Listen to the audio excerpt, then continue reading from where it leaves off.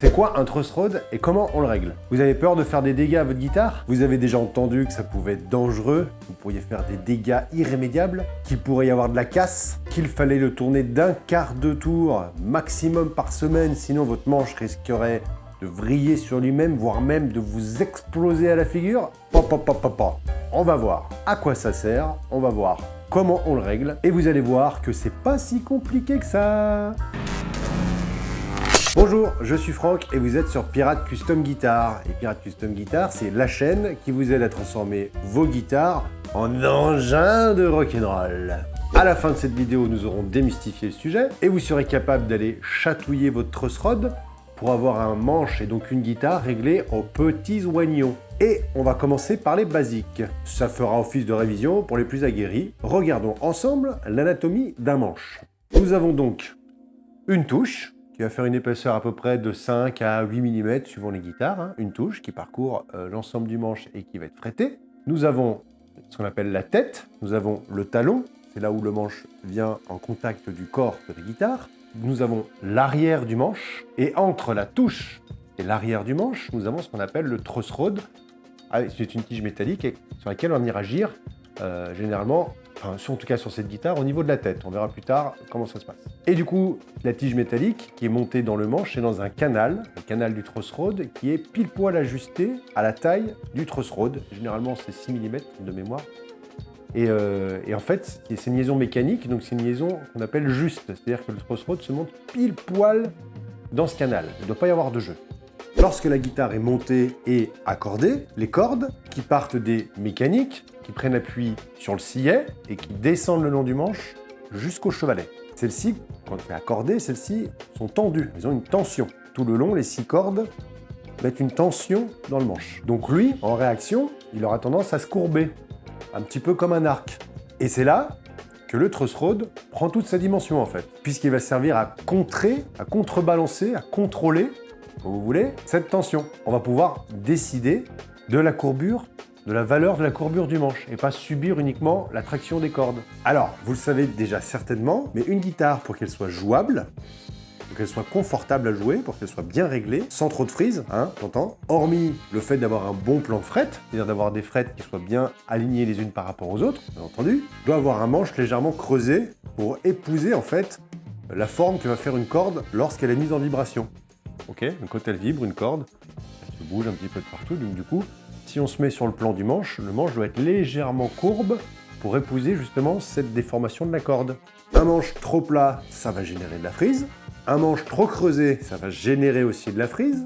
D'ailleurs, si votre guitare frise et que vous voulez creuser le sujet pour y remédier, je vous conseille d'aller voir cette vidéo où je traite les 5 principales causes de frise que vous allez rencontrer sur votre guitare. Donc allez faire un tour, hein. Peut-être que ça pourra vous donner des pistes pour régler votre souci. Donc je vous disais, avec le truss rod, on va pouvoir maîtriser la courbe du manche. Oui, mais comment ça fonctionne? Eh ben on voit ça tout de suite. Un truss rod, en fait, c'est ni plus ni moins une tige filetée qu'on va venir contraindre par l'intermédiaire d'un système de serrage, un écrou quoi. Voilà. Et vous allez être confronté à 2 technologies réellement. Le truss rod simple action et le truss rod double action. Et ouais. Grosso modo, le simple action est le premier à avoir été inventé, est arrivé en premier sur le marché, et s'équipe encore les guitares dites vintage, ou vraiment les vieilles guitares, et trouver du simple action. Son seul avantage à mon sens, c'est qu'il est quand même plus léger qu'un truss rod double action. Bon, après, est-ce que c'est vraiment un avantage? Je ne sais pas. Alors, il s'appelle simple action parce qu'en fait, il n'aura qu'une action possible sur le manche. Le rendre plus plat pour lutter contre la tension des cordes. Il ne pourra que ramener le manche vers l'arrière, ramener la tête vers l'arrière. Il ne fera faire que ça. Pour cela, il s'installe dans une gorge, comme je vous ai dit tout à l'heure, une gorge qui est prévue pour recevoir le truss rod, mais cette gorge n'est pas plate, elle est légèrement, elle est courbe, elle est incurvée, ok? Elle suit une courbe dans le manche. Et le truss rod va prendre appui sur la tête et sur le talon, directement sur le bois. Pour résumer, il est dans une gorge qui est incurvée et il prend appui sur la tête et sur le talon, les côtés qui sont filetés. Voilà, ça fait penser au talon ou à la tête, ok?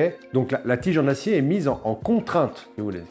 Elle doit épouser une forme qui est courbe alors que cette tige, naturellement, est plate. Donc, quand vous allez serrer le truss, donc dans le sens des aiguilles d'une montre, quand vous prenez votre guitare par la tête, comme ça, quand vous serrez le truss, la tige va se tendre parce qu'elle prend appui sur le talon et sur la tête, elle va se tendre et du coup, elle va venir en contact contre la gorge qui est incurvée. Elle va avoir envie de s'appuyer dessus le plus possible pour justement reprendre sa forme initiale et ce qui va faire que ça va ramener le manche vers l'arrière. Donc à l'inverse, si vous voulez creuser votre manche sur un système simple action, il suffit de desserrer la contrainte du truss et en fait, c'est les cordes elles-mêmes qui vont faire revenir le manche. Donc c'est l'équilibre entre les cordes et le truss rod dans le modèle simple action. Alors le gros désavantage pour moi pour ce système-là quand même, ça va être son côté un petit peu instable. Eh ben ouais, parce que en fait, en s'appuyant en bas comme en haut sur le bois et la tige s'appuie sur la gorge, en fait, on est constamment dans un rapport de contact entre l'acier et le bois. Et comme on le sait, l'acier un petit peu, mais le bois beaucoup, est très sensible à l'hygrométrie et au changement de température. Donc ça rend le dispositif un petit peu instable. Par exemple, quand le taux d'humidité va monter, le bois, naturellement, va se dilater. Mais vous n'avez pas bougé votre réglage de truss rod.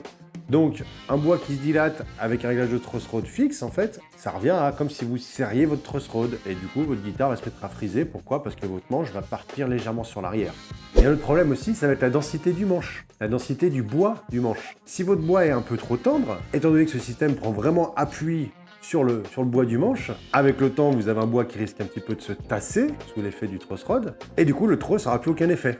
Donc, vous allez faire quoi? Vous allez ouvrir le catch, vous allez le resserrer jusqu'au moment où vous allez être embuté. Et c'est là où vous forcez et casse.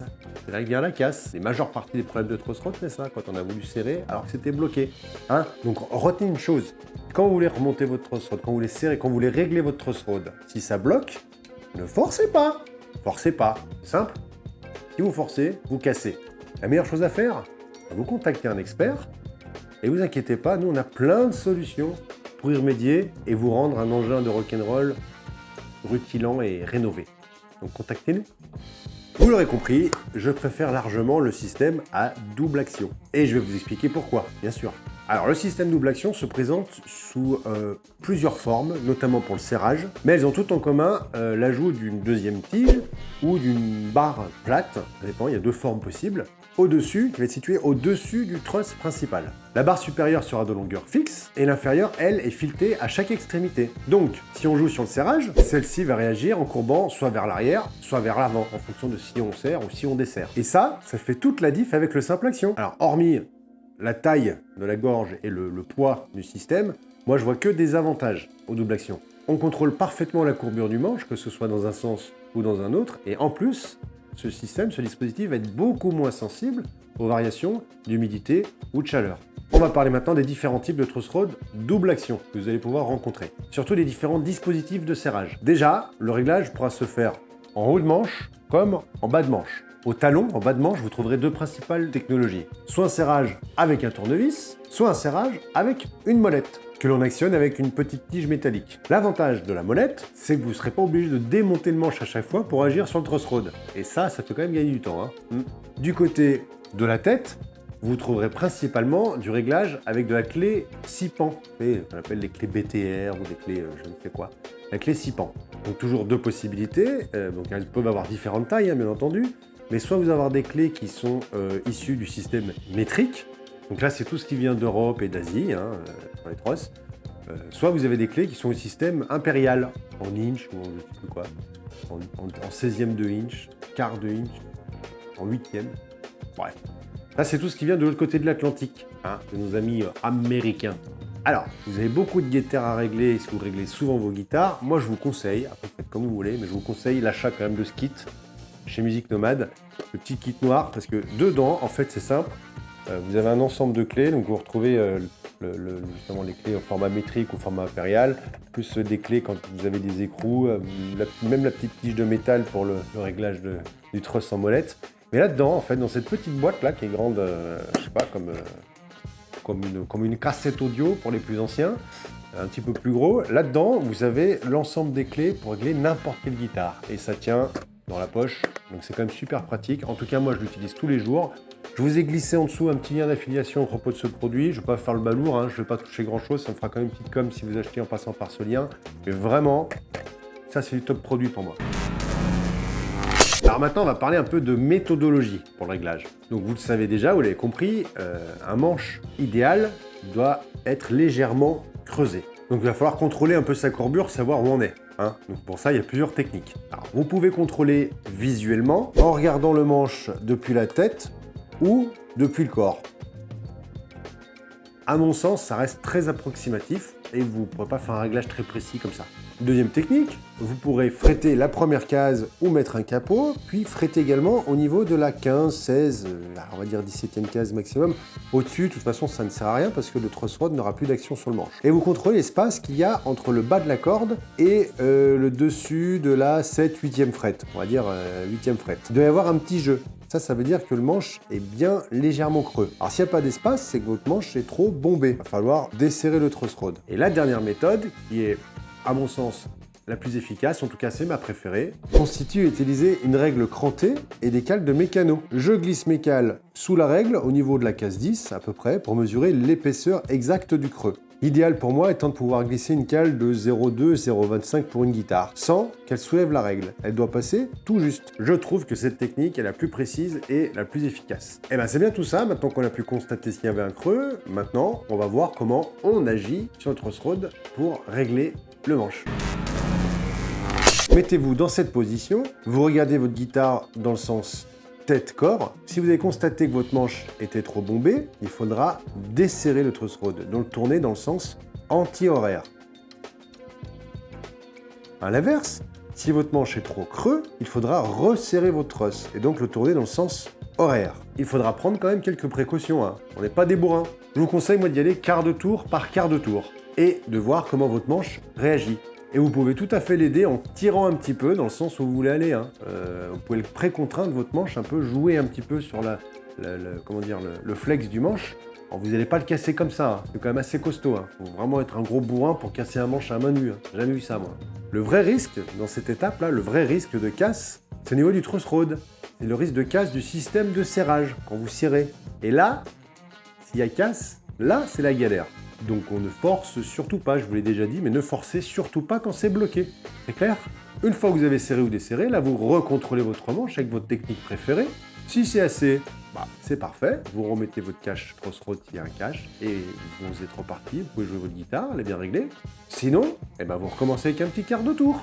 Souvent, il y a différents cas de figure dans lesquels vous allez devoir reprendre le réglage de votre truss rod, notamment par exemple en cas de changement d'un tirant. Si vous changez de tirant de corde, c'est possible que vous ayez besoin de reprendre le réglage de la courbure de votre manche, ou quand vous reprenez une guitare qui n'a pas été jouée depuis longtemps, c'est possible aussi, qu'elle ait travaillé avec le temps, qu'elle ait bougé, ou encore, moi j'habite un peu dans les montagnes, donc il y a des grosses variations de température et une variation d'humidité, quoi. Donc là c'est possible aussi que vous ayez à reprendre un petit peu légèrement le réglage de votre trosse dans ce genre de cas de figure. Alors une fois réglé, moi j'aime bien laisser les guitares tranquilles pendant une journée, et puis je la reprends, je reviens dessus, et je finis le réglage si besoin, si ça a bougé. Alors avant de terminer cette vidéo, j'aimerais mettre fin à une croyance, une fausse croyance, une fausse idée. Le réglage de la courbure du manche n'a rien à voir avec le réglage de l'action de votre guitare. Rien changer à la hauteur de vos cordes. Un manche, vous avez compris qu'un manche doit être légèrement creux pour que la guitare puisse sonner librement, puisse fonctionner correctement. Mais si vous voulez une guitare confortable, il faut aussi faire un réglage d'action qui soit optimal.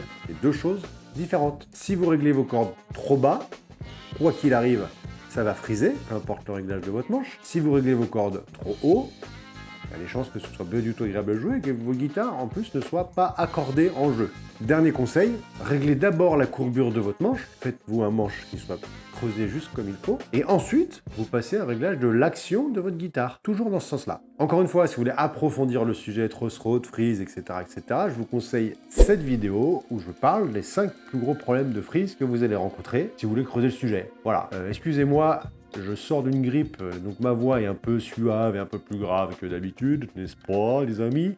Moi je m'arrête là, je vous embrasse fort les petits moussaillons et je vous dis à très bientôt pour une prochaine vidéo. Salut les gars!